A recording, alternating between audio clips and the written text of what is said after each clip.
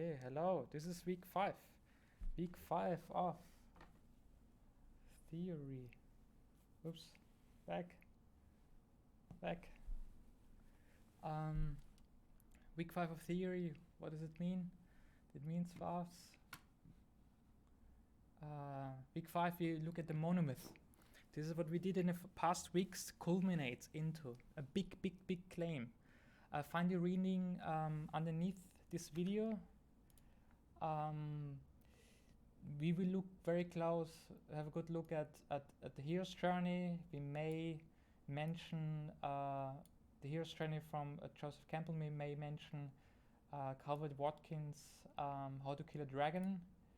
I don't want you to go into reading the whole book. You can, if it's important for you, if it relates to you, do it. I have here a link to a good website that is a good summary of the hero's journey and also contextualizes it with something more current. We will talk about that. So this is your reading. Read this website. Read. Oh, sparkles. Read the website. Okay, get through it. Okay. Congratulations. Yeah. You just read the website. Great. It's a good article, very short summary. I'm sure it advances your understanding of narrative structure. Oh, oops. So let's go back into the stuff. Where's the stuff? Where is the stuff? Okay, the monomyth. What does it mean, the monomyth? The word monomyth means mono, one alone, only alone one. Myth, you know that word already. Story, it's a mythical word for story. Really, so the monomyth implies really there's just alone one story. What are you talking about? What is this? What do you mean? Yes, the monomyth wants to say you may think there are many stories, but really they all come down to only alone one story.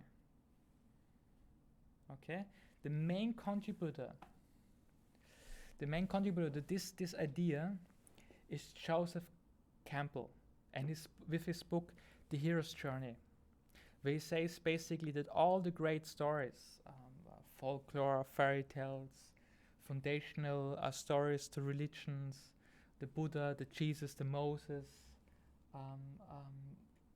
Star Wars,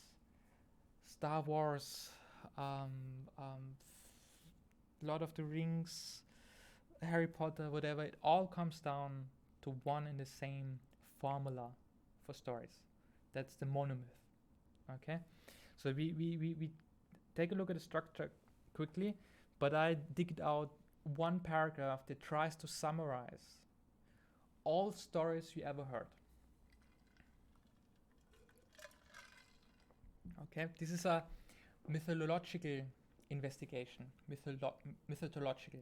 Okay, it combines myth and logy together, the study of myths. So let's go through this big paragraph, but it claims to summarize all stories there are. Okay, the mythological hero, setting forth from his common day hut or castle, is lured, carried away, or else voluntarily proceeds to the threshold of adventure.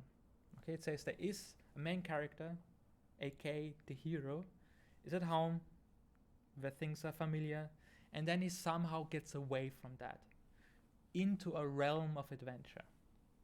There he encounters a shadow presence that guards the passage. The entrance into the adventure realm is guarded by someone or something. The hero may defeat or conciliate this power and go alive into the kingdom of the dark. Maybe a proto battle, dragon battle, offering a charm, or be slain by the opponent and descend in death, dismemberment, crucifixion, and so on. Okay, so this is all those versions apply on that. Beyond the threshold, then the hero journeys through a world of unfamiliar yet strangely intimate forces, some of which severely threaten him. Okay, they are tests, some of which give magical aid, they help us. When he arrives at the nadir of the mythological round, he undergoes a supreme ordeal or gains his reward. So this is the climax, the bottom end of the realm. There is the climax that gives him something special. The triumph may be represented as the hero's sexual union with the goddess mother of the world. There's a sacred marriage of some sort. His recognition by the father creator, father atonement, his own divinization, apotheosis, or again, if the powers have remained unfriendly to him, his theft of the boon he came to gain, bride theft, fire theft, etc. Intrinsically, it is an expansion of consciousness and therewith of being, illumination, transfiguration, freedom. Okay, so there is something he gets. There's a big triumph, a big gift that stands for an expansion of consciousness of some sort. The final work is that of the return. If the powers have blessed the hero, he now sets forth under the protection. If not, he flees in his pursuit, transformation flight, obstacle flight. At the return threshold, the transcendental powers must remain behind. The hero re-emerges from the kingdom of dread, return, resurrection. The boon that he brings restores the world, some sort of special elixir. Okay, so this claims that all big stories we ever heard follow that.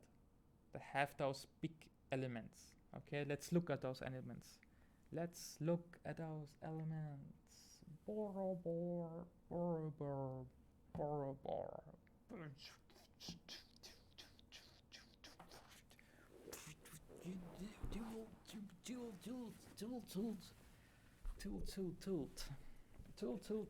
Tilt. Transformation, transcendence, and boing. Okay, doesn't that work? No, it doesn't.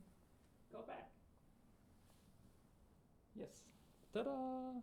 Okay, so let's have a look. Where are you? Good, the main elements. The main elements of this. I need to check. This.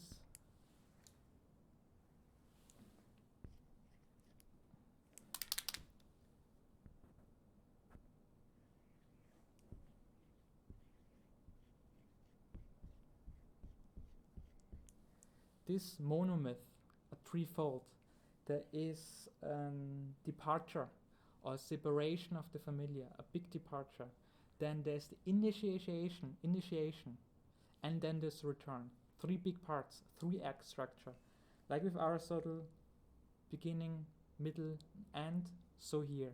The beginning is the departure, the middle is the initiation, and the end is the return. Okay, it's a circle that closes.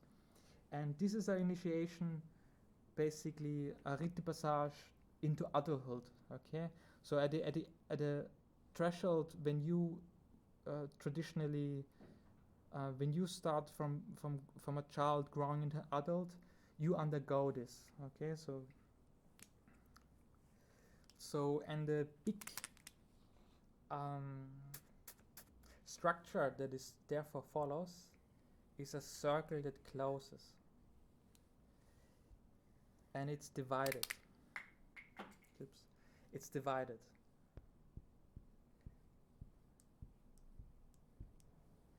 The start until it enters into the realm of the unknown is the threshold. On the peak, on the bottom of the unknown, you have the climax, and then you have another threshold coming back, and then return at the beginning. So you have the departure. This is the Act 1. All the way from the beginning to the threshold. Then you have the initiation. It's the Act 2. This is all of this. And then the last part is the return. It's the Act 3. Okay, so it means Act 1 and 3 are together as big as Act 2. So let's fill it out according to Joseph Campbell. There's a hero that undergoes a call to adventure. There are helpers. Then there's a threshold crossing. There are tests, helpers that come with it again. Then there's the big climax, a great union, a recognition of some sort, self-realization, becoming God. There's a flight, trying to get out of there. The re-emerging out of this realm initiates the return, and then you arrive back at the beginning. It's very important, but you are changed. Okay, and this down here is the realm of the unknown, and allegedly this fits all big. I need to find that.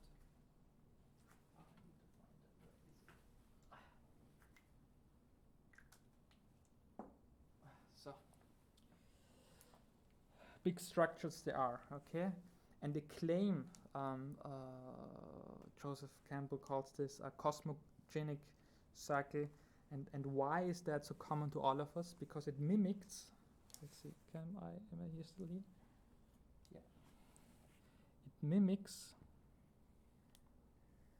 the big transformation that our consciousness goes every night. There's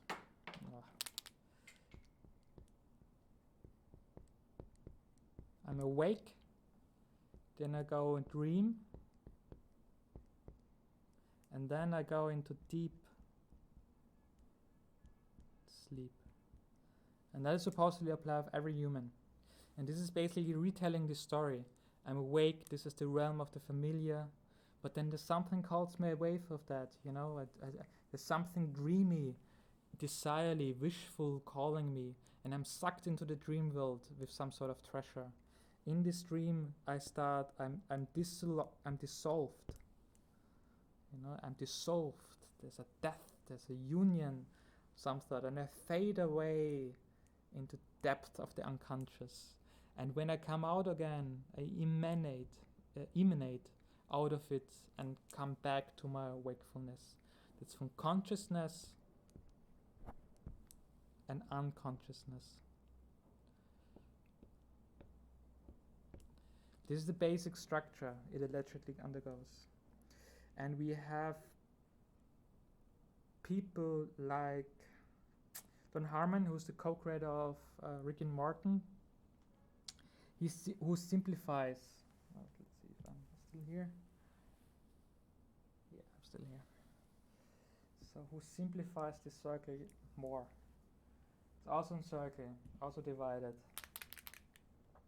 He says, big points. You need, go, search, find, take, return, having changed. Okay, so that means the hero is in a zone of comfort, but there's something the hero needs, wants, desires. So they enter a realm of, they go into an realm of the unknown, of the uncomfortable. They adapt to it. You know, this is when the hero tests, trains, exercises, tries to fit in this world, tries to understand its language and so on, finds it, gets away with it, but needs to pay a hefty price, returns having changed at the beginning. These are the main plots.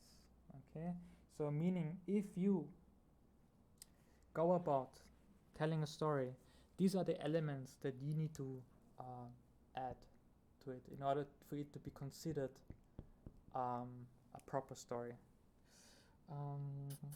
Yeah, let's look at the Plato's cave. The beginning, the slave is comfortable, comfortable meaning that he knows to be real. Then he's called away, leaves the big underneath cave, enters, starts his ascent all the way up to, at the peak, be illuminated by the sun.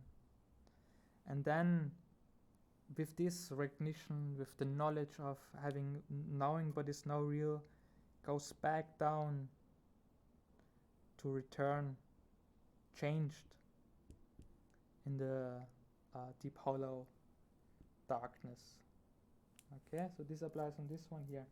And maybe you already recognize something very mythical that, and also Watkins supports that. This idea, okay, the closing, this is important here, the closing of the circle, that is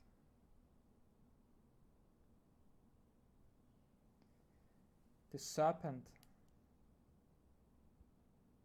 biting its own tail. This is a signature of infinity. This is when good and bad, start and end, day and night, good and bad, plus and minus, collapse. In realizing they are not in disagreement, that they do not oppose each other, but they agree. And I have a quotation for that. Let me find that.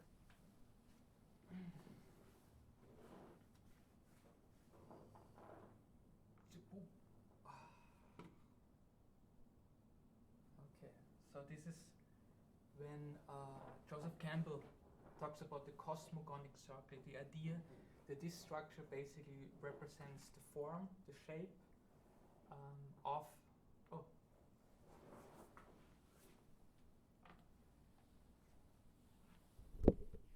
sorry.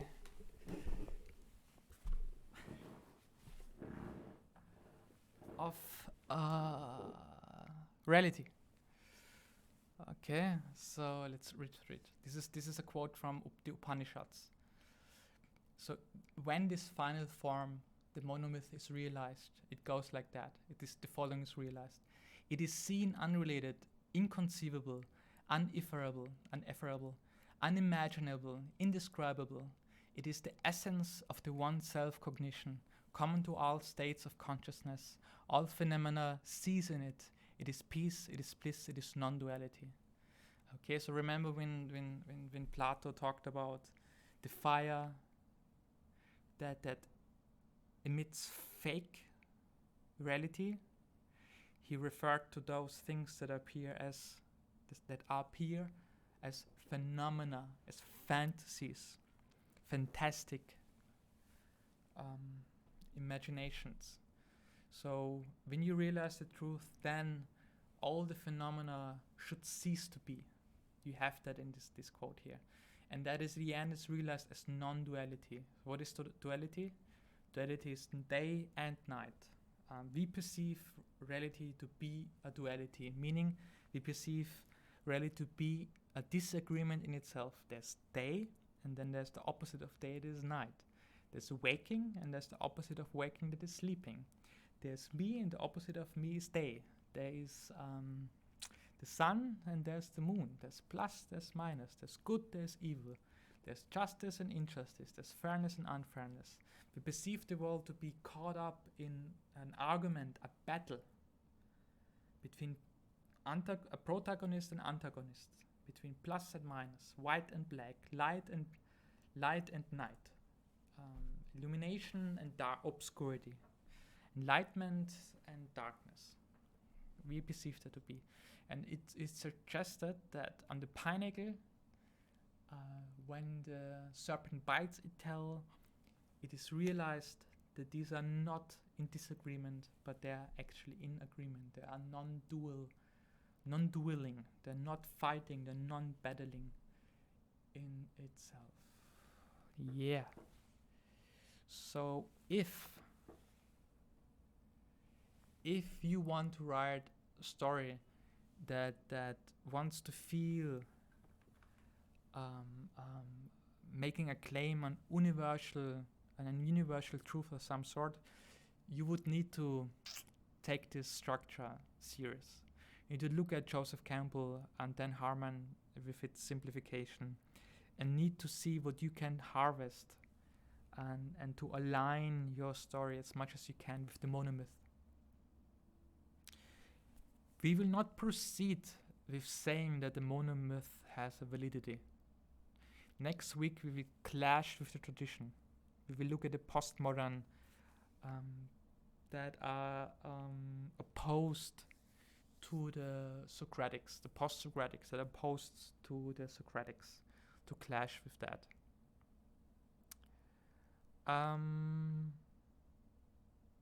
Yeah, good. This is the theory part. Think about those elements, how they relate to you, how they help you, not help you, how your practice relates to them, what you can find, what elements you can find in there that fuel your thinking, that fuels your theoretical understanding of your practical considerations. Yeah, we will continue an exploration the next weeks. Yeah, thank you.